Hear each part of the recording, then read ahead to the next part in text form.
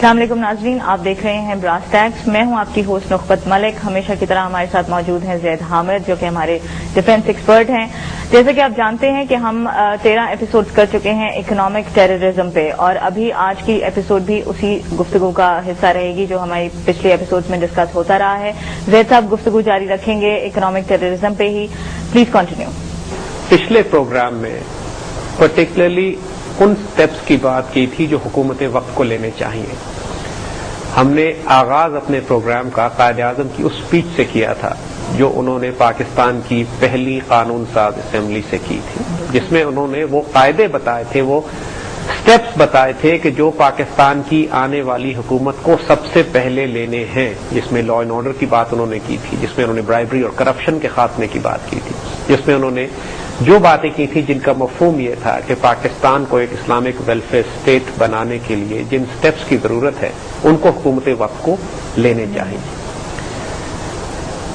ہم نے ساتھ ساتھ یہ میجرز بھی ڈسکس کیے کہ پاکستان کی حکومت کو اپنی فوڈ سیکیورٹی اشور کرنے کے لیے پاکستان کے عوام کو غلہ، خوراک اور کھانے پینے کی چیزیں پہنچانے کے لیے آنے والے عالمی حالات کے پس منظر میں ہمیں کیا سٹیپس لینے چاہیے. ہمیں کس طرح اپنے پانی سیکیور کرنا ہے، کس طرح ہمیں فوڈ سپلائی سیکیور کرنی ہے، کس طرح ہمیں فوڈ سٹاکس جمع کرنے ہیں، کس طرح ہمیں ایگریکلچر پہ ایمفسائز کرنا ہے کہ پوری دنیا میں جو قحط برپا ہونے جا رہا ہے پاکستان کے لوگ آنے والے وقتوں میں کھانے اور خوراک کے معاملے میں خود کفیل ہو سکیں. آج ہم قائد اعظم کی ایک اور غیر معمولی تقریر کی طرف پہلے آئیں گے، اس سے پہلے کہ ہم ان سٹیپس کی بات کریں جو آج کی حکومت وقت کو لینے چاہیے. یہ اتنی غیر معمولی تقریر ہے کہ ہم آپ کو بتائیں کہ ہم خود حیران ہوئے جب ہم نے اس کو دیکھا، کہ ہم نے خود پہلی دفعہ اس تقریر کو اپنے اس پروگرام کی ریسرچ کے دوران دیکھا. And I was stunned. ہم غیر معمولی طور پر حیران ہوئے اس تقریر کو پڑھ کر، کیونکہ اس تقریر کا ایک پس منظر بھی ہے. یہ وہ تقریر ہے جو قائد اعظم نے اسٹیٹ بینک کا افتتاح کرتے ہوئے 1 جولائی 1948 میں کی، یعنی اپنے انتقال سے تقریباً 2 ماہ پہلے. یہ قائد اعظم کی آخری تقریر تھی جو انہوں نے پبلک میں کی، یعنی this was his dying declaration اگر ہم یہ کہیں تو. اور اپنے انتقال سے پہلے جو وہ آخری بات اعلان کر کے گئے ہیں. ہم نے پہلی تقریر پچھلے پروگرام میں کی تھی، آج آخری تقریر کی بات کریں گے. قائد اعظم زیارت میں تھے، طبیعت بہت زیادہ خراب تھی، ڈاکٹرز نے منع کیا کہ آپ سفر نہیں کر سکتے. محترمہ فاطمہ جناح نے بھائی کو روکا. قائد اعظم واز ڈیسپریٹ کہ میں کراچی پہنچوں اور اسٹیٹ بینک کے افتتاح میں جاؤں. کوئی خاص بات تھی جو وہ کہنا چاہ رہے تھے، اور اس بات کے باوجود کہ ان کے انتقال میں اب صرف 2 ماہ رہ گئے تھے، ٹی بی آخری سٹیج پہ جا چکی تھی، ڈاکٹر نے سفر کرنے سے منع کیا تھا اور وہ خود چند قدم بھی نہیں چل سکتے تھے. اس سچویشن میں وہ زیارت سے چلتے ہیں، کراچی آتے ہیں، کراچی میں آ کے اسٹیٹ بینک کے افتتاح کے موقع پر پہنچتے ہیں اور یہ تاریخ ساز تقریر کرتے ہیں جس کو ہماری تاریخ سے چھپا دیا گیا ہے. ہمارے بچوں کو یہ نہیں پڑھائی جاتی، ہمارے میڈیا میں کبھی اس کا ذکر نہیں کیا جاتا، اور ہم برملا اعتراف کریں گے کہ آج تک ہم نے بھی یہ نہیں دیکھی تھی. اپنے اس پروگرام کی ریسرچ کے سلسلے میں جب ہماری نظر اس پر پڑی، اپنے ایک بہت اچھے دوست کے ریفرنس سے کہ جو قائد اعظم کی تقریروں پر کام کر رہے ہیں، تو I was stunned, amazed and to be honest shocked. ایسی غیر معمولی تقریر ہے یہ کہ آج وہ تمام لوگ جو قائد اعظم کے اصولوں پر چلنے کی بات کر رہے ہیں، وہ تمام لوگ جو اپنے آپ کو انلائٹنڈ کہتے ہیں، لبرل سیکولر ڈیموکریٹ کہتے ہیں، یہ ان کے منہ پر بھی ایک تماچا ہے. اور ان تمام لوگوں کے لیے جو پاکستان کا ایک اکنامک ماڈل بنانا چاہتے ہیں، ان کے لیے ایک مشعل راہ ہے. آج ہم اس تقریر کے حوالے سے پہلے آپ سے بات کرتے ہیں. I would like to quote that speech here, اور اس کو ہم براہ راست اردو میں ترجمہ کرتے جائیں گے. میرے پاس انگریزی میں لکھی ہے وہ. قائد اعظم نے فرمایا کہ اپنی اسٹیٹ بینک کے افتتاح کی تقریر پر کہ میں بہت بے چینی کے ساتھ اسٹیٹ بینک کی ریسرچ کو دیکھوں گا، کیونکہ وہ ایک ایسی بینکنگ پریکٹسز کا پاکستان میں اجرا کر سکے کہ جو اسلامی بنیادوں پر قائم ہو اور معاشرے میں عدل قائم کر سکے. جو مغرب نے اکنامک سسٹم دیا ہے وہ اس قدر بیکار اور ناکارہ ہے کہ وہ انسانیت کی تمام تر مشکلات کو دور کرنے میں ناکام ہو چکا ہے، اور دنیا کو تباہی سے صرف کوئی معجزہ ہے جو بچا سکتا ہے. اس ویسٹ کے اکنامک سسٹم نے انسان کے درمیان انصاف نہیں کیا اور اس کی وجہ سے دنیا میں جنگیں برپا ہوئی ہیں، حتیٰ کہ 2 عالمی جنگیں بھی مغرب کے اکنامک سسٹم نے برپا کی ہیں. یہ قائد اعظم کہہ رہے ہیں 1948 کی اسپیچ میں. اگلا جو پیراگراف ان کا ہے کہ مغربی دنیا نے بہت ترقی کر لی ہے، ان کی میکنائزیشن، ان کی انڈسٹری، مگر اس کے باوجود تاریخ انسانیت میں اتنا بڑا میس، اتنی بڑی تباہی کبھی کریٹ نہیں ہوئی جتنی آج کریٹ ہو چکی ہے. اگر مغرب کا اکنامک ماڈل آپ نے اڈاپٹ کیا تو ہم کبھی بھی اپنے مقاصد کو حاصل نہیں کر سکیں گے اور کبھی بھی انسانوں کو خوشحال نہیں بنا سکیں گے. یہ قائد اعظم کہہ رہے ہیں. ہمیں ہر حال میں اپنی تقدیر خود مرتب کرنی ہے اور دنیا کو ایک ایسا اکنامک ماڈل دینا ہے جس کی بنیاد اسلام کے نظام عدل اور مساوات پر ہو. ہمیں ہر حال میں اپنی تقدیر اپنے ہاتھ میں خود لینی ہے اور دنیا کے سامنے ایک ایسا معاشی نظام پیش کرنا ہے جس کی بنیاد صحیح اسلامی پرنسپلز پر ہو تاکہ انسانوں کے درمیان عدل اور سوشل جسٹس قائم کیا جا سکے. لہذا ہم اپنے مشن کی تکمیل کریں گے اس وقت کہ جب مسلمان ہونے کے ناطے ہم انسانیت کو ایک ایسا پیغام دے سکیں کہ جو اس کو خوشحالی اور خوشی دے سکتا ہو اور اس کی بنیاد اسلام کے economic principles per who. Would you believe this کہ یہ قائد اعظم کی تقریر ہے؟ Really, it's really stunning. I mean, Quaid Azam very categorically اپنے ڈیتھ بیڈ سے اٹھ کر آئے ہیں یہ کہنے کے لیے اسٹیٹ بینک کے افتتاح کے موقع پر کہ مغرب کے اکنامک ماڈل کو اگر اڈاپٹ کیا تو دنیا تو تباہ ہوئی ہی ہے، ہم بھی تباہ ہو جائیں گے. Western banking system, western economic model, ہر وہ بات جس کو ہم پچھلے 13 پروگرام میں پروو کرتے چلے آئے ہیں. قائد اعظم 1948 کی آخری تقریر میں اپنے انتقال سے پہلے قوم کو آخری نصیحت کر کے جا رہے ہیں کہ خدا کے واسطے ویسٹرن اکنامک ماڈل فالو مت کرنا، ویسٹرن بینکنگ سسٹم فالو مت کرنا، فریکشنل ریزرو بینکنگ فالو مت کرنا، paper currency based fiat currency based economic model follow مت کرنا. اپنے اکنامک ماڈل کی بنیاد پرنسپلز آف اکویلٹی، جسٹس پہ رکھنا، عدل پہ رکھنا، احسان پہ رکھنا، اس معاملات پہ رکھنا کہ جو اسلام کے اکنامک ماڈل نے تمہیں دیے ہیں. بالکل. اور تاکہ تم دنیا کے آگے بھی سرخرو ہو، انسانیت کے لیے بھی مشل راہ ہو اور اپنے لیے بھی خوشحال معاشرہ قائم کر سکو. چونکہ مغرب کے اکنامک ماڈل نے دنیا کو تباہی کے ایک ایسے دہانے پر کھڑا کر دیا ہے کہ اب اس سے معجزہ ہی ہے جو دنیا کو تباہی سے بچا سکتا ہے. یہ ساری باتیں ہم پروف کر چکے تھے اور قائد اعظم کی آخری نصیحت اس قوم کو بھی. ناظرین ویلکم بیک اور گفتگو کا جاری رکھیں گے سلسلہ وہیں سے. جی زید صاحب پلیز کنٹینیو. دیکھیے ہم نے پہلے جو بات آپ سے کہی کہ قائد اعظم کی یہ تقریر جو انہوں نے اپنے انتقال سے صرف 1.5 ماہ پہلے کی اتنی سٹننگ ہے جس میں وہ تمام باتیں جو ہم پچھلے پروگراموں میں کرتے چلے آئے ہیں پروو ہو جاتی ہیں. یہ بات کیٹیگوریکلی ڈیفائن کر دی گئی ہے. آپ کسی بھی نقطہ نظر سے دیکھیں، چاہے آپ purely Islamic point of view سے دیکھیں یا آپ اکنامک پوائنٹ آف ویو سے دیکھیں یا آپ ہسٹوریکل پوائنٹ آف ویو سے دیکھیں، آج کے modern زائنسٹ paper currency based fractional reserve banking system سے زیادہ ناپاک اور پلیت اکنامک سسٹم انسانیت نے نہیں بنایا. انسان تباہی کے دہانے پر پہنچ چکا ہے، تباہی اور بربادی مقدر ہو چکی ہے انسانیت کا اگر اسی سسٹم کو فالو کیا گیا. زائنسٹ اکنامک ماڈل کا مقصد یہ ہے کہ پوری دنیا کے انسانوں کو بھوکا، فاقے میں، قحط میں مبتلا کر کے ہلاک کیا جائے. ان کے اپنے ڈاکومنٹس اور پیپرز اب یہ کہہ رہے ہیں کہ دنیا کی 6 ارب آبادی ہو چکی ہے، ہم اس آبادی کو کم کر کے 1 ارب تک لے کر آئیں گے. یعنی 5 ارب انسانوں کو قتل کرنے کا پلان ان کا اگلے 20 سال کے اندر ہے، جس میں قحط کے ذریعے، فاقوں کے ذریعے، جنگوں کے ذریعے اور بیماریوں کے ذریعے آبادیاں کم کی جائیں گی. کیونکہ جنگ برپا کرنا ذرا ایک مہنگا پروسیس ہے، جنگ برپا کرنے میں خود ان کے بھی مارے جاتے ہیں، جیسا بیماریاں اور قحط ایک زیادہ آسان طریقہ ہے. قحط کے نتیجے میں یہ فوڈ سپلائی کیونکہ خود کنٹرول کرتے ہیں، قحط برپا کرنا آسان ہے. بیماریاں کیونکہ دوائیاں یہ خود بناتے ہیں، لہذا بیماریاں برپا کر کے اپنے لیے یہ ویکسین اور دوائیاں تو پیدا کر سکتے ہیں، لیکن پوری دنیا کے انسانوں کو ایڈز کی مثال ہے. پورے افریقہ میں ریٹرو وائرل ڈرگ جو یہ خود بناتے ہیں اتنی مہنگی بیچتے ہیں کہ افریقہ کے غریب عوام اس کو افورڈ ہی نہیں کر سکتے اور کروڑوں کی تعداد میں مکھیوں کی طرح مر رہے ہیں. یہ ہے تحفہ ویسٹرن اکنامک ماڈل کا. اب چونکہ ہم نے پاکستان کے حوالے سے بات کرنی ہے پاکستان کی حکومت کو میجرز اب آئندہ کیا لینے ہیں وہ ہم آگے ڈسکس کریں گے اکنامک سسٹم کو چینج کرنے کے حوالے سے، لیکن فی الحال تو ہم کچھ وہ میجرز بتاتے ہیں کہ جو بیسک سیکیورٹی اچیو کرنے کے لیے حکومت کو لینے چاہیے. جیسے ہم نے کہا پہلے فوڈ سیکیورٹی کے ہم نے پچھلے پروگرام، اس پروگرام میں ہم سٹارٹ کرتے ہیں فیول سیکیورٹی سے. جب فوڈ سیکیور ہو ہماری قوم کے پاس اور فیول سیکیور ہو تو آپ کم از کم اپنی تجارت کا، اپنی معیشت کا پہیہ چلا سکتے ہیں. آپ اپنا اکنامک سسٹم کو جاری رکھ سکتے ہیں. فیکٹریاں بند ہو جائیں، کارخانے بند ہو جائیں، تجارت بند ہو جائے تو ملک کی معیشت تباہ برباد ہو جاتی ہے. اور ہمارے انڈسٹریلسٹ کا حال یہ ہے کہ وہ مہنگی بجلی بھی خریدنے کو تیار ہیں. پرابلم یہ ہے کہ بجلی ہے ہی نہیں. جو پچھلے 8 سال میں 1 میگا واٹ بجلی بھی اس ملک میں داخل نہیں کی گئی. اچھی طرح جانتے بوجھتے کہ ملک کی معیشت اور آبادی اور اکانومی بڑھ رہی ہے اور بجلی کو اور توانائی کی ضرورت ہوگی.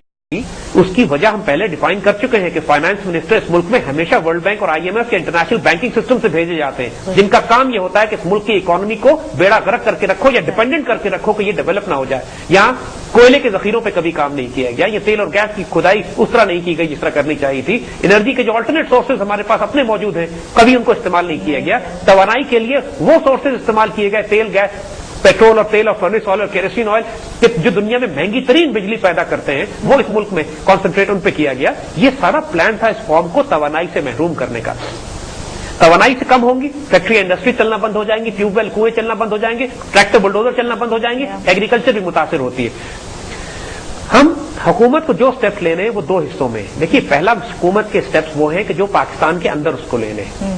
دوسرے میجرز اس کے وہ ہیں جو ملک سے باہر اس کو لینے ہیں. تو ہم نے ابھی تک جو ڈسکس کیے ہیں سٹیپس وہ پاکستان کے اندر چیزوں کو سیکیور کرنے کے حوالے سے. آج ہم اس کا دوسرا ایسپیکٹ ڈسکس کرتے ہیں، فیول سیکیورٹی. قائد اعظم کی تقریر پر ہم آگے آئیں گے دوبارہ. دیکھیے سب سے پہلی ریکوائرمنٹ فیول سیکیورٹی کے حوالے سے یہ ہے کہ اپنے ملک کے جو فیول کے ایسٹس ہیں ان کو وار فوٹنگز پہ ڈیولپ کرنا ہے. ہم نے جب پچھلے پروگراموں میں اپنے کوئلے کی ذخیروں کی بات کی جو سندھ میں موجود ہیں، اس کے بعد وہ بھیڑیے جو ہمارے ملک میں موجود ہیں اور حکومتی سطحوں پہ موجود ہیں ان میں آپس میں جنگ شروع ہو گئی ہمارے اس پروگرام کے بعد. جب ان کو یہ معلوم ہوا کہ اتنے قیمتی ذخائر سندھ میں موجود ہیں تو ان کے منہ سے رال ٹپکنے لگی. یہاں اب یہ بات جھڑپ شروع ہو گئی ہے کہ یہ ذخائر سندھ کے ہیں یا یہ ذخائر پاکستان کے ہیں. جس طرح وہ آرگومنٹ وہ تمام لوگ کہ جو پاکستان کے صوبوں میں پھوٹ ڈلوانا چاہتے ہیں، فیڈریشن کو کمزور کرنا چاہتے ہیں، وہ ان بحثوں کو جاری کر رہے ہیں. جو کچھ پاکستان میں ہے پاکستان کے عوام کا ہے. یہ بات ہم نے پہلے بھی کہی تھی کہ سندھ کی اگر پورٹ ہے تو پورا پاکستان استعمال کرتا ہے، بلوچستان کی گیس پورے ملک میں جاتی ہے، سرحد کی بجلی پورا ملک استعمال کرتا ہے، کشمیر کا پانی پورے ملک کے پاس آتا ہے اور پنجاب کا غلہ پورا ملک استعمال کرتا ہے. جو کچھ ہے گھر کے بھائیوں میں جو پھوٹ ڈلواتا ہے وہ بدترین دشمن ہے اس ملک، قوم و ملت کا. ایک بات ہم آپ کو اور بتائیں، ہم نے تو یہ بھی سنا ہے اور ذرا محتاط رہیے گا کوئی ایسا نہ کر جائے. ہم نے یہ بھی سنا ہے کہ ان سندھ کے کوئلے کے ذخائر کو کوئی شخص انڈیا کے Mittal steel group of steel کو بیچنا چاہتا ہے.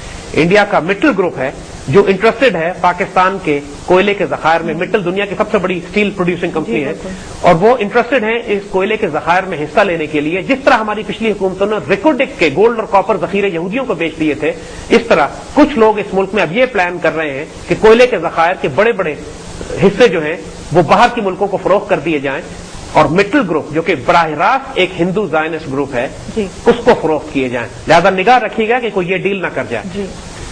اسی طرح پاکستان میں جو آئل اینڈ گیس کے ذخائر ہیں جن کی کھدائی کرنے کا ہمیں موقع اس لیے نہیں ملتا کہ بلوچستان کے شمالی ان تمام علاقوں میں جہاں پہ یہ ہیں وہاں پہ بلوچستان لبریشن آرمی کے ٹیررسٹ نہ ہماری گیس سپلائی لائنز کو سلامت رہنے دے رہے ہیں اور روز ایک گیس سپلائی لائن اڑائی جاتی ہے اور نہ وہاں کسی کمپنی کو کھدائی کرنے دیتے ہیں. حکومت کی اولین ذمہ داری ہے. لا اینڈ آرڈر کی بات ہم پہلے کر چکے ہیں. قائد اعظم نے اپنی پہلی تقریر میں لا اینڈ آرڈر کی بات کی تھی. وہ ایشو ابھی تک ریزالو نہیں ہوا ہے. ایک اسٹرانگ جوڈیشل پروسیس کے ذریعے ٹیررسٹ اور دہشت گردوں کو کٹہرے میں قانون کے لانا ہوگا. اب جو تمام لوگ پاکستان کی ریاست کے خلاف جنگ کر رہے ہیں ان سے پھر جنگ بھی کرنی ہوگی. یہ وار فوٹنگ پہ جنگ ہوگی. یہ کوئی بلوچستان کے حقوق کے خلاف بات نہیں ہو رہی کہ Indian sponsored Balochistan liberation army یا مکتی بانی کے دہشت گردوں کو اگر ایسٹ پاکستان میں مارا گیا تھا تو یہ کوئی اپنے لوگوں کے خلاف جنگ نہیں تھی. وہ انڈین سپانسرڈ دہشت گرد گنڈے تھے جن کا مقصد پاکستان کی ریاست کو توڑنا تھا اور چونکہ ان کے خلاف سٹیپس مضبوط نہیں لیا گیا تو ریاست کو نقصان پہنچا. اسی طریقے سے بلوچستان لبریشن آرمی کے تمام کمانڈر افغانستان میں یا مارے جاتے ہیں یا وہاں پائے جاتے ہیں یا وہاں تربیت پاتے ہیں یا وہاں سے اسلحہ لے کر آتے ہیں. اور ان پہ کسی قسم کی نرمی کرنے کی ضرورت نہیں ہے. بلوچستان کو ہر حال میں کھولنا پڑے گا کیونکہ یہ پاکستان کی ریاست کی امانت ہے. اور ایک بات ہم یہاں پہ اور بتانا چاہیں, کیونکہ ریاست کے حوالے سے یہ لوگ تفرقہ ڈالنے کی بات کرتے ہیں, صوبوں کو آپس میں توڑنا چاہتے ہیں, پاکستان کی فیڈریشن کو کمزور کرنا چاہتے ہیں. ہم گوادر کے حوالے سے بہت اہم بات ایک کرنا چاہیں گے یہاں پہ. گوادر کی تاریخ ہمارے ملک کو نہ بتائی جاتی ہے نہ پتا ہے لوگوں کو. 1860 میں 30 40 50 آس پاس, یعنی یہ 19ویں صدی کے آخر کی بات ہے, یہ درمیان کی بات ہے کہ بلوچستان کے کچھ لوگوں نے, کچھ سرداروں نے گوادر کو انگریزوں کے ہاتھ بیچ دیا تھا. یہ بات ہماری قوم کو نہیں معلوم کہ جب پاکستان بنا تھا تو اس وقت گوادر پاکستان کا حصہ نہیں تھا. بالکل. گوادر کو 100 سال تک انگریزوں نے اپنے قبضے میں رکھا. عمان کی حکومت کے ذریعے وہ اس پر حکومت کرتے تھے. عمان میں برٹش کالونی تھی. جب پاکستان بنا ہے گوادر پاکستان کا حصہ نہیں تھا, گوادر عمان کا حصہ تھا.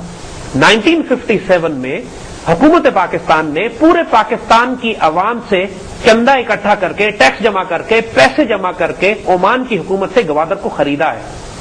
گوادر پورے پاکستان کی عوام نے خون پسینے کی کمائی سے مل کر واپس خریدا ہے. دیکھیے, اپنی دھرتی, اپنی زمین, دھرتی ماں ہوتی ہے.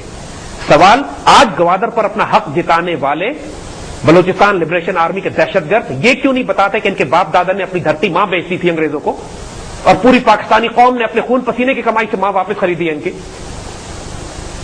یہ دھرتی ماں ہے ہماری, اس سے ہمارا رزق, ہمارا وجود اس پاکستان کے ساتھ وابستہ ہے. جو اس کو نقصان پہنچانے کی بات کرے گا, اللہ کی قسم وہ اللہ رسول کا بھی دشمن ہے, اور ہم بھی شدید سختی کریں گے اس کے اوپر, اور کرنی چاہیے. یہ کیوں نہیں بتاتے یہ آج بلوچستان لبریشن آرمی کے بلوچوں کے حقوق کی بات کرنے والے کہ ہم نے خود اپنی دھرتی ماں کو انگریزوں کے ہاتھ بیچا تھا اور پوری پاکستانی قوم نے واپس خریدا ہے.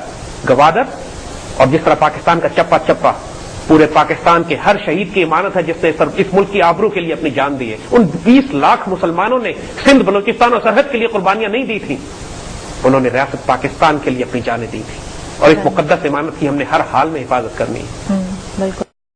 نالج اور پلیز دیکھیے, جیسے ہم نے بات آپ سے کہی کہ جو فنڈامنٹل ایسپیکٹ یاد رکھنے کا ہے کہ پاکستان کے اندر جو خزانے ہیں وہ پاکستان کے شہداء کے, پاکستان کے عوام کے, پاکستان سے محبت کرنے والوں کے اور پاکستان کی ریاست کے ہیں. سندھ کا کوئی وجود نہیں ہے پاکستان کے علاوہ. بلوچستان, سرحد, فرنٹیئر کشمیر, پنجاب, کوئی وجود نہیں ہے ہمارا اگر ہم جسم کے اعضاء کاٹ کے الگ کر دیں تو.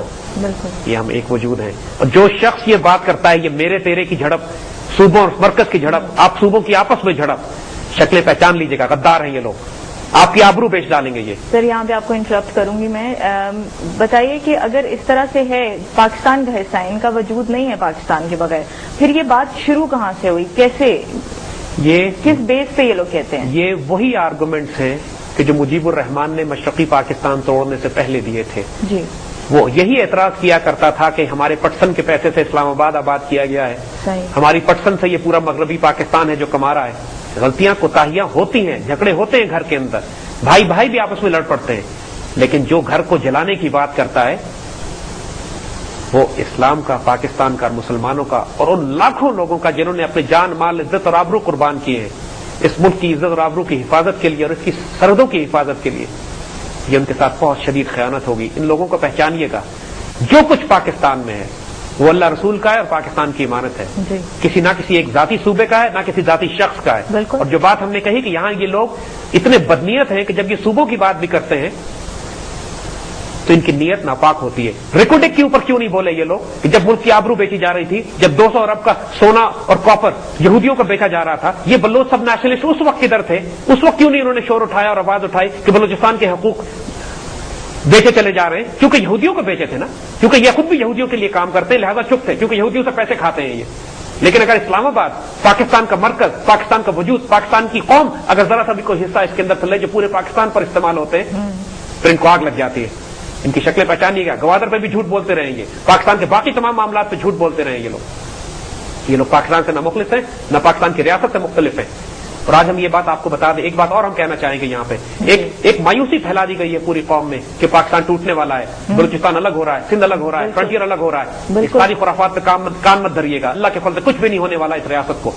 اور ہم تو کہتے ہیں کہ جو شخص یہ کہے کہ پاکستان ٹوٹنے والا ہے اس کو شدید سزا دینی چاہیے, سولی چڑھا دینا چاہیے. कहने की उसको जरूरत कैसी हुई ये बात कहने की कि अल्लाह का दिया हुआ तोहफा टूटने वाला है, कुछ भी नहीं होने वाला इस मुल्क को। ये सिर्फ साइकोलॉजिकल वॉरफेयर है, प्रोपेगेंडा वॉरफेयर है, हमें डिमोरलाइज करने के लिए तफरकों में बांट के, फिरकों में बांट के, ग्रोहों में बांट के, सूबों में लड़ाई करवा के, ये सारे इनके साजिशें और हथकंडे देखिएगा और समझिएगा। अल्लाह के फल से इस मुमलकत खुदादात को कुछ भी नहीं होने वाला, ये अल्लाह रसूल की इमानत है। पाकिस्तान और मुसलमान माशाअल्लाह अभी अल्लाह के फजल से हैं यहाँ पे, जो इस मुल्क की खातिर अपनी जान माल कुर्बान करने पर तैयार है, कुछ भी नहीं होगा इसको इंशाअल्लाह। तो हम हुकूमत वक्त लाजिम जिम्मेदारी है ये बात कि इस मुल्क के फ्यूल रिसोर्सेज को रीऑर्गेनाइज करें। हमें हर हाल में खुद कफील होना है। हमारे पास इतने जखायर मौजूद हैं कि हमारी 10 नस्लें खुद कफील हो सकती हैं फ्यूल में, चाहे वो कोयला हो, चाहे ऑयल हो, चाहे वो गैस हो। और दूसरी बात, जो नेचुरल रिसोर्सेज हैं हमारे जी, हमें अपने हमसायों के साथ ताउन करना है इस पर। IPI gas line, Iran, Pakistan, India, इसमें से हमें इंडिया को निकाल देना चाहिए और IPC कर देना चाहिए, India, Pakistan, China gas pipeline जी। और ईरान के साथ हमने अभी तक अपने एनर्जी सेक्टर में कोई चीजें डेवलप नहीं की है। हमारी सरहद उससे लगती है, हमारी ट्रांसपोर्टेशन कॉस्ट बहुत कम है ईरान से ईरान से गैस को और पेट्रोल को लाने में। ईरानी पेट्रोल पूरे पाकिस्तान में फरोख्त होता है स्मगल होके। हम अगर सैकड़ों ट्रक भी रोज ईरान से मंगवा लें तो हमारी तेल की जरूरियात अपनी सरहद की पार से पूरी हो सकती है। हमें कोई लंबे चौड़े तरीके करके रिस्क लेके वो खतरनाक मामला करके कि दूसरे मुल्कों से हमारा तेल आता है, जहां से भी आए, हमें तेल सऊदी अरब से भी आता है, हमें तेल गल्फ के ममालिक से भी आता है जरूर, लेकिन alternate backup supply line Iran से खोल के रखनी है हमें। इस सूरत में कि सी लेन, समुद्री लेन अगर ब्लॉक कर दी जाए एक जंग और एक हादसे की सूरत में, क्योंकि इंडिया के मिलिट्री प्लान में यह है कि जिस लम्हे पाकिस्तान के साथ उसकी कोई हॉस्टाइल सिनारियो होगा, हॉस्टाइल एनवायरमेंट बनेगी, वो हमारी सी पोर्ट्स बंद कर देगी, जैसे 71 की जंग उसने की थी। बिल्कुल, हमें हर हाल में अपना तेल भी पैदा करना है और वो ऑल्टरनेट रास्ते अपने फ्यूल सप्लाई के खोल के रखने हैं कि जो किसी सूरत में बंद ना किए जा सके इंडिया की तरफ से। इंडिया की रीच से बहुत दूर है ईरान, और ईरान से अगर ट्रकों की सप्लाई पाकिस्तान में आती है तो हम उसको सिक्योर सप्लाई लाइन के तौर पर इस्तेमाल कर सकते हैं। लेकिन अगेन फिर ये बात आती है यहाँ पे कि लॉ एंड ऑर्डर का इशू क्रिएट हो जाएगा। बलूचिस्तान लिबरेशन आर्मी के टेररिस्ट जो पाकिस्तान की अपनी एग्जिस्टिंग गैस लाइंस पर अटैक कर रहे हैं, वो IPI या IPC पे भी इसलिए अटैक करेंगे कि वो सारे के सारे अमेरिकन एसेट्स हैं। BLA को तैयार किया गया है अमेरिका की तरफ से इसलिए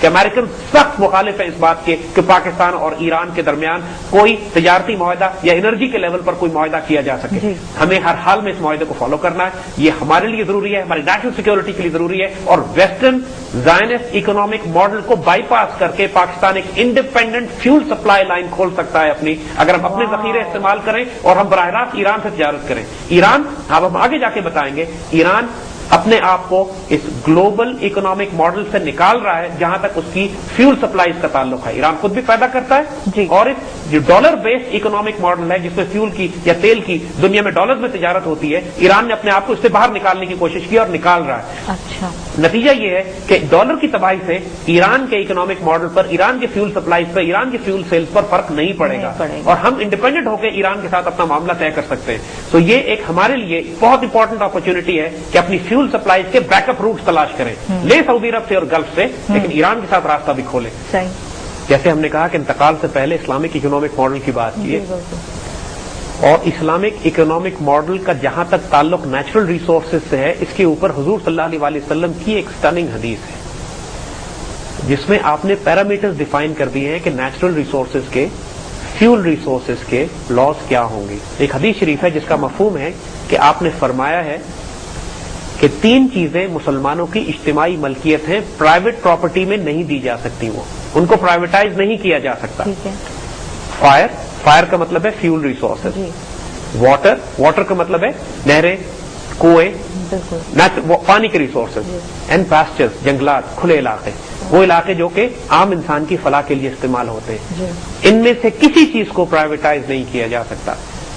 पाकिस्तान में जितने भी फ्यूल रिसोर्सेज हैं, जितने भी वाटर रिसोर्सेज हैं, जितने भी पास्चर्स हैं, खुली जगहें हैं, वो लाजमन मुसलमानों की इज्तिमाई मलकियत होनी चाहिए। आज के मॉडर्न कैपिटलिस्ट इकोनॉमिक सिस्टम में बिल्कुल इसका उलट है। जी ज़ैद साहब, गुफ्तगू का सिलसिला कम बैक, और ज़ैद साहब you were talking about fuel security, please carry on. देखिए, जैसे बात हमने कही, बुनियादी तौर पे हमारा पॉइंट ये है कि पाकिस्तान को जिस तरह खुराक के मामले में खुद कफील होना है, उसी तरह हमें अपने फ्यूल के मामले में भी खुद कफील होना है। और ये नहीं है कि हमारे पास फ्यूल नहीं है, मिसमैनेजमेंट है, करप्शन है, बैड प्लानिंग है, ہماری صفوں میں میر جعفر اور میر صادق تھے کہ جنہوں نے کبھی ڈیولپ نہیں ہونے دی ہمارے ملک کے نیچرل ریسورسز کو. اور سب سے امپورٹنٹ پوائنٹ اس میں یہ ہے کہ سب کچھ انڈر اسٹیٹ پیٹرنیج ہونا چاہیے. یہ پرائیویٹ پراپرٹی نہیں ہے کسی کی کہ جس طرح چاہے تیل کے ذخیرے, گیس کے ذخیرے, کوئلے کے ذخیرے, انرجی لائنز, ان کو استعمال کر کے پرائیویٹائز نہیں کیا جا سکتا. آپ سورج کی روشنی کو اور آکسیجن کو پرائیویٹائز نہیں کر سکتے. کچھ چیزیں ہیں جو اللہ تعالیٰ نے فطرت میں رکھی ہوئی ہیں کہ پورے انسانوں کی مساوی تقسیم کرنی ہے ان کو, اور یہ ریاست کی ملکیت ہونی چاہیے. کہ مغرب کے اکنامک ماڈل میں جو ایکسپلائٹیشن ہے, جو کیپٹلسٹ نظام میں ہر چیز پرائیویٹائز ہے. ملکوں میں دریا پرائیویٹائز کر دیے ہیں انہوں نے, سمندر کے ایریا پرائیویٹائز کر دیے ہیں. کوئی بس نہیں چلتا ان کا کہ آکسیجن بھی پرائیویٹائز کر دے. تو اس بات پہ بہت سخت ایمفسس کی ضرورت ہے کہ نیچرل ریسورسز کو ہم فلی ڈیولپ کریں. اور جب اللہ کی طرف سے اتنا ہمیں دیا ہوا, چاہے ہم نیوکلیر ڈیولپ کریں, ہمیں ونڈ انرجی پہ کام کرنا ہے, ہمیں سولر انرجی پہ کام کرنا ہے, ہمیں اپنے کوئلے کے ریزرو دوبارہ ایکسپلائٹ کرنے, تیل اور گیس کی, اور ہمیں اپنے ریجن سے جس طرح ہم نے بات کی, چاہے ترکمانستان سے پہلے گیس لانے کی بات کر رہے تھے, پھر ہم ایران سے گیس لانے کی بات کر رہے ہیں, we should also exploit that. یہ تمام وسائل جب آپ ایکسپلائٹ کریں گے تو اللہ کے فضل سے اس قدر وافر انرجی ہمارے پاس ہوگی کہ نہ صرف, بلکہ چند سال پہلے تک پاکستان میں یہ بات کی جا رہی تھی کہ ہم انڈیا کو ایکسپورٹ کریں گے الیکٹریسٹی, اور اب حال ہمارے ملک کا یہ ہے کہ ہماری تمام انڈسٹری, تمام ہماری زندگی کا پہیہ بند ہونے والا ہے بجلی کی کمی کی وجہ سے, کرپشن کی وجہ سے, مس مینجمنٹ کی وجہ سے. اس لیے نہیں کہ ہمارے ملک میں ذخائر نہیں ہے اور وسائل نہیں ہے. تو فیول سیکیورٹی پہ فوکس کیجیے. اور جب اللہ کے فضل سے ہمارے ملک میں فیول سیکیورٹی وافر ہوگی تو ہم یہ سٹیپس بھی پھر لے سکتے ہیں. یہ سٹیپس ابھی بھی لیا جا سکتا ہے کہ ملک میں جو غریب ترین طبقہ ہے, جس طرح ہم نے دیکھی پہلے بات کی تھی کہ سب سے پہلے ہم نے اپنے ملک کے اس طبقے کو پروٹیکشن دینی ہے جو لٹرلی بھوکے مرنے پر آ گیا ہے. ہم نے فوڈ سپلائی کی جو بات کی تھی, ہم نے جو تعامل مسکین کی جو بات کی ہے, ہم نے کفالت کی جو بات کی ہے, بیت المال کی جو بات کی ہے, اس میں ساتھ ساتھ خود بخود ایک نظام ہمیں اور بھی شروع کرنا ہے کہ وہ تمام لوگ جن کے بجلی اور گیس کا بل ایک سرٹن لیول سے نیچے ہے, جن کے گیس کا بل 200 روپے سے کم آتا ہے, جن کے بجلی کا بل 400 روپے سے کم آتا ہے, اس کو معاف کر دیجیے. پوری قوم کو کوئی تباہی میں مبتلا نہیں ہو جائے گی یہ قوم کے اگر معاشرے کے غریب ترین طبقے کی گیس اور بجلی ہم معاف کر دیں, جس کے میٹر میں 200 روپے بل آتا ہے یا 400 روپے 500 روپے کی بجلی آتی ہے, جو اربوں ہڑپ کر گئے نیشنل ریکنسیلیشن آرڈیننس کے تحت ملک کے ناپاک اور پلیت ترین لوگوں کو معاف کروا دیا گیا. تو غریب, یتیم, بیوہ اور مسکین کی بجلی معاف کرنے سے کوئی آسمان نہیں گر جائے گا. پاکستان کے ٹرائبل ایریا کے بڑے بڑے علاقے ایسے ہیں, ہمارے آزاد علاقے جنہیں ہم کہتے ہیں, جن کو مفت بجلی دی جاتی ہے. اربوں روپے کی بجلی ہر سال ان کو مفت دی جاتی ہے, اس لیے کہ یہ ایگریمنٹ ہے ان کے ساتھ کہ ٹرائبل ایریاز کو مفت بجلی دی جائے گی. پاکستان پہ کوئی قیامت برپا نہیں ہو گئی اپنے ٹرائبل ایریاز کو مفت بجلی دینے سے بھی.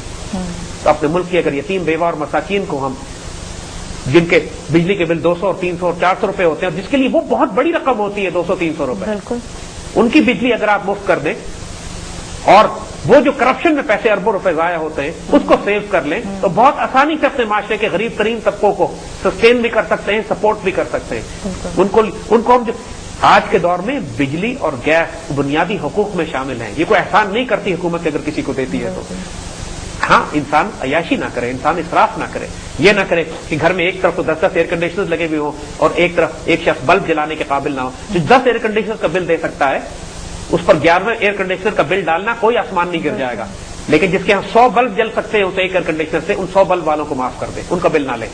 اور یہ پوری قوم جب سسٹین کرے گی اپنے معاشرے کے کمزور ترین طبقوں کو, یہ کیا جا سکتا ہے. یہ ہم سے کوئی نہ کہے کہ یہ نہیں کیا جا سکتا, یہ کوئی ہمیں میتھمیٹکس نہ سمجھائے کہ یہ ہمارے پاس اتنے ارب روپے سال کا بل ایڈیشنل ہو جائے گا. اربوں روپے کرپشن روکو تو سارا معاملہ خود ہی ایڈجسٹ ہو جائے گا. NRO کے جتنے لوگوں کو معاف کیا ان سے وہ حرام کے پیسے واپس نکلواؤ, تو پورے ملک کو, ہر شخص کو کئی برس کھانا بھوکے کو کھلا سکتے ہو اور بجلی اور گیس مفت دے سکتے ہو. یہ جو ہمارے ہاں سائیکل چور کو تو 7 سال کی سزا دیتے ہیں, جو ملک کی آبرو بیچ دیتا ہے اس کو فارغ کر دیتے ہیں, ملک کا سربراہ بناتے ہیں, ملک کا سربراہ بنا دیتے. تو اللہ رحم کرے, فارغ کر دیتے. ہم اس معاملے میں پھر ایمفسائز کریں گے. دیکھیے, اور دوسرا ایسپیکٹ کہ جو معاشرے کے غریب ترین طبقے ہیں وہ موٹر سائیکل, اسکوٹر, رکشے وہ استعمال کرتے ہیں. بالکل, ان کے لیے پیٹرول سستا کر دیں.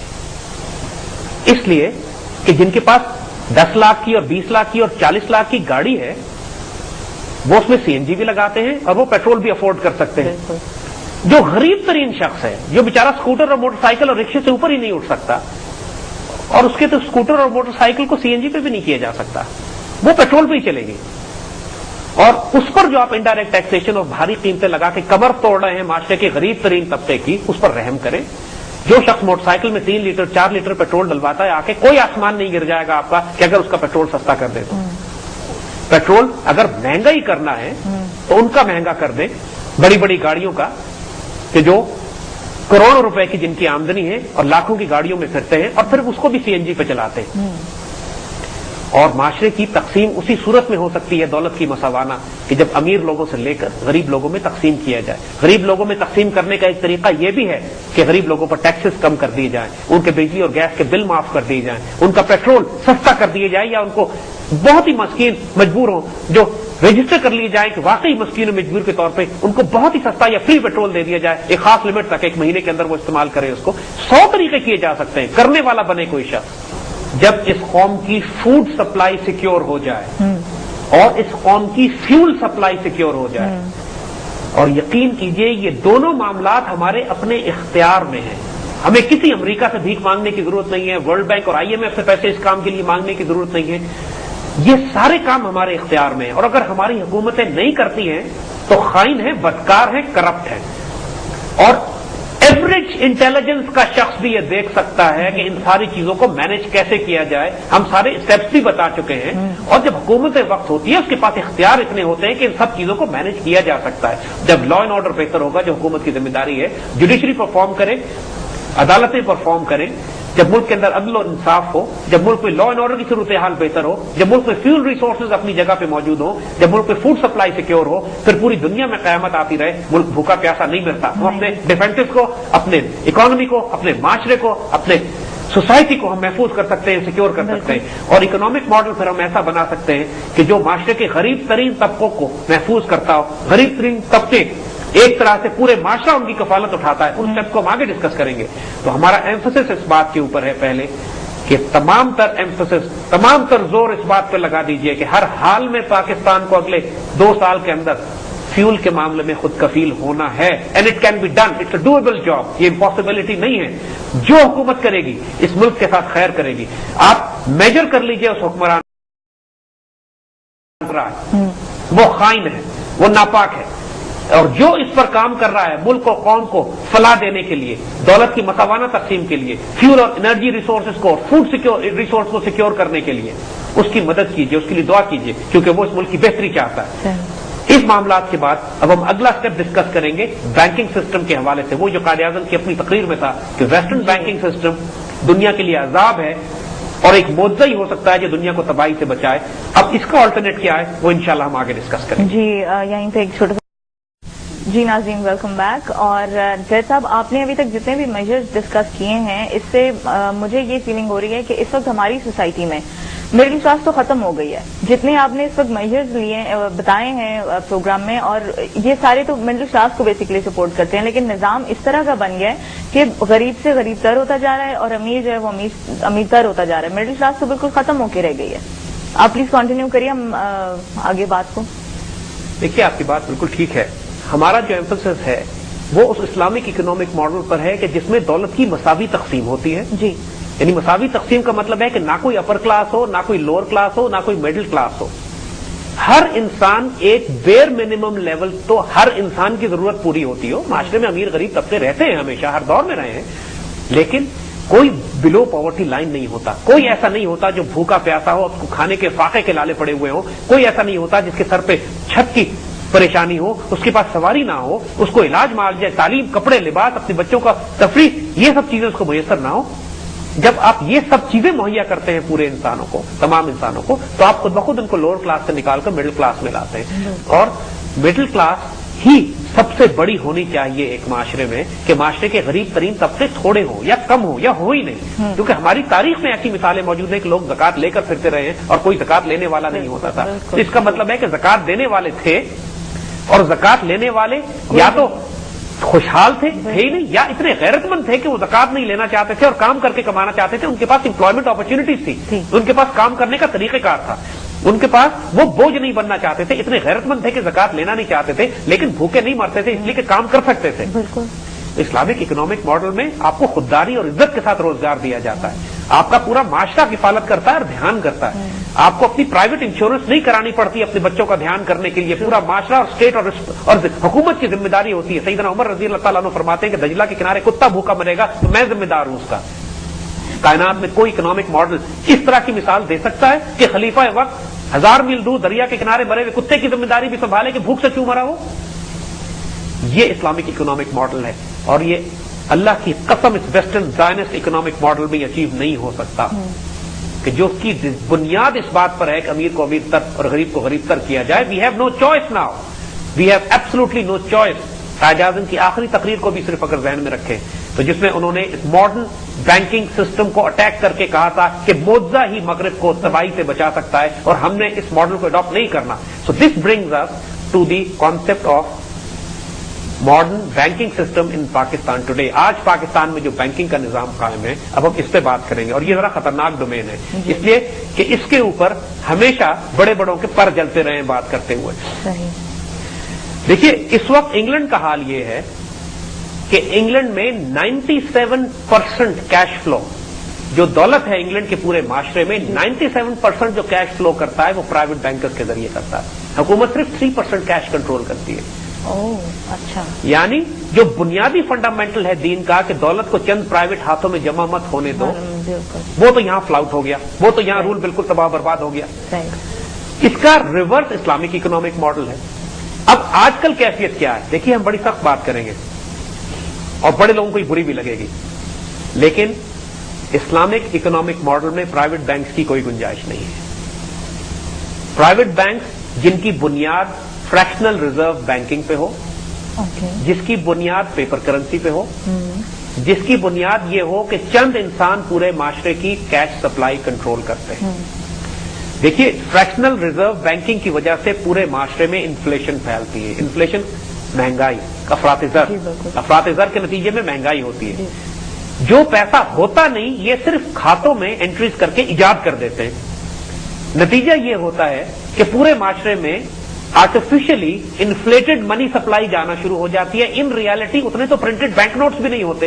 एक 100 रुपए के बदले ये 2000 रुपए कर्ज इशू करना शुरू कर देते हैं। तो जाहिर है जब 2000 रुपए मार्केट में आएंगे उस माशरे में कि जिसमें ये सलाहियत नहीं है कि इतनी तेजी से प्रोड्यूस कर रहा हो, यानी हमारा माशरा कोई प्रोड्यूसिंग माशरा तो है नहीं, वैसे भी कंज्यूमर हो गए, और जो सप्लाईज मौजूद है मार्केट में वो एक महदूद तादाद में है।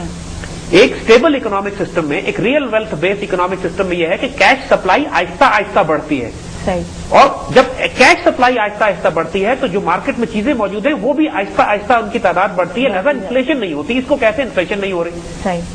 जब चीजें उतनी हो और अचानक कैश सप्लाई बढ़ जाए, इसको कहते हैं अफरात-ए-ज़र। उसके नतीजे में सब लोग भागते हैं थोड़ी सी चीजों को लेने के लिए और कीमतें चढ़ जाती हैं।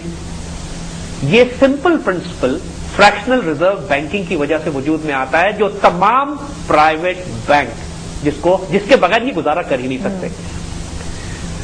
अब अगर आप प्राइवेट बैंक से ये कहें कि फ्रैक्शनल रिजर्व बैंकिंग खत्म कर दीजिए आप, यानी आज स्टेट बैंक के लॉज ये हैं पाकिस्तान में कि प्राइवेट बैंक्स को 17% या 16% रिजर्व रखने पड़ते हैं, बाकी 80% तक 90% तक ही आगे कर्ज दे सकते हैं अपने डिपॉजिट्स का। अगर आप उनसे कहिए कि आपने 90% डिपॉजिट्स रखने हैं, सिर्फ 10% आप आगे दे सकते हैं, तो ये इनको बकौल इनके वारा ही नहीं खाएगा, इनको फायदा ही नहीं होगा उसका। ये बैंक खुद ब खुद बंद होना शुरू हो जाएंगे। इस प्रॉब्लम को रिजॉल्व कैसे किया जाए? द प्रॉब्लम इज कि अगर आपने अपने माशरे को दुरुस्त करना है, अगर आपने एक इस्लामिक इकोनॉमिक मॉडल बनाना है, अगर आपने वो इकोनॉमिक मॉडल बनाना है कि जो ज़ायनिस्ट बैंकिंग सिस्टम से बाहर हो, चाहे पेपर करेंसी आप इस्तेमाल करें कुछ अर्से के लिए, जब तक कि आपके पास रियल वेल्थ और गोल्ड वेल्थ ना हो, तो एक बुनियादी कायदा यह है कि तमाम मनी सप्लाई माशरे में रियासत के कंट्रोल में होनी चाहिए, प्राइवेट बैंकर्स के कंट्रोल में नहीं होनी चाहिए।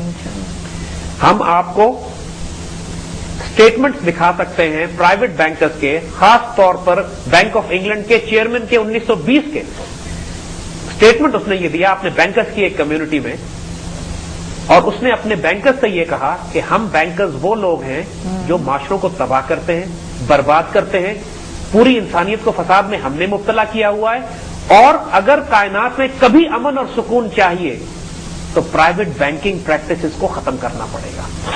और ये स्टेटमेंट बैंक ऑफ इंग्लैंड के चेयरमैन की 1920 की दी हुई है, और हमारे पास ऑन रिकॉर्ड मौजूद है। हमारी वेबसाइट पे अगर आप जाइए brasstax.pk, उस पर जो पॉलिसी पेपर्स पड़े हुए हैं उसमें एक पेपर में ये पूरा article how to use real wealth और या ज़कात रियल वेल्थ में कैसे दी जाए, उस पेपर में आपको सब कुछ मिल जाएगा, और ये बात बिल्कुल क्लियर हो जाएगी कि खुद बैंकर्स मानते हैं इस बात को कि माशरों को तबाह बर्बाद करवाने में हमारा पूरा रोल है।